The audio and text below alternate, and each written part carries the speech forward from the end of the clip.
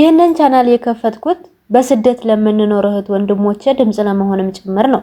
በስራ ውጥረትና በናፍቆት መካከል ሆነን ነፍሳችን የምናበረታበት አጭር የጥበብ ደቂቃ እንዲኖረን እፈልጋለሁ። ከሀገር ከወጣው 7 ዓመት ተቆጥሩ። ዛሬም ያለሁት በሰው ሀገር ነው። ግን ሰውነቴ እዚህ ይሁን እንጂ ልቤ ሁል ጊዜ እዚያው ኢትዮጵያ ነው። በዚህ ስደት ውስጥ ሁኜ ብቸኝነቴን የማጋራው ናፍቆቴን የምነግረው ለወረቀትና ለብዕሬ ብቻ ነው።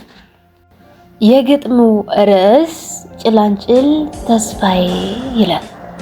ጭላንጭል ተስፋዬ ለምልማ ያበበች ትላንት በሐዘን ዛሬን በደስታ ስትራመድ ሳለች በድንገት ይኸው ፈገግ አለች። ጨለማው አበራ ህይወትም ደመቀች። ይችን የተወነች የመዳም ቅመም ነች።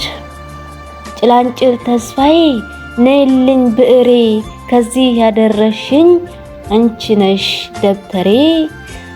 አንብበን አፍርተን ተገናኘን ዛሬ መድረክ ላይ ቁመናል ለብቻችን ሆነን ትላንት አልቅሰናል። ዛሬ ግን በቅቶናል።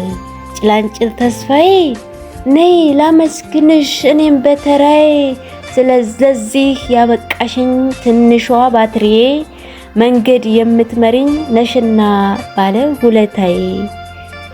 እንዴት ነሽ ተስፋዬ እንደምን አለሽ እኔማ አንቺን ይዤ ምን ሆን ብለሽ።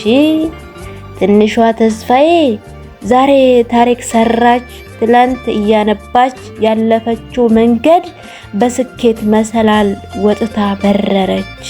የብዕር ጠብታ ብላ ስሟንም ሰየመች ስሟንም አወጣች መድረክ ላይ ብቅ አለች።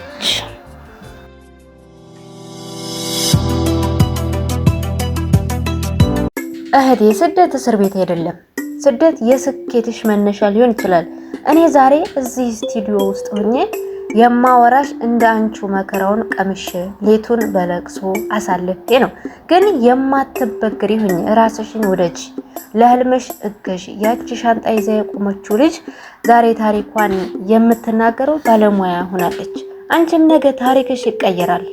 ልባችሁ እንዳረጋጋው ተስፋ አደርጋለሁ። ብቻሽን አይደለሽም፣ ሁላችንም አብረን ነን። ይቺ ቪዲዮ ተስፋ ለቆረጠችው እህትሽ ላኪላት። የማትበገሪ ሁኚ በሏት። በቀጣይ ቪዲዮ እስክንገናኝ ብርታቱ ለሁላችን ይሁን።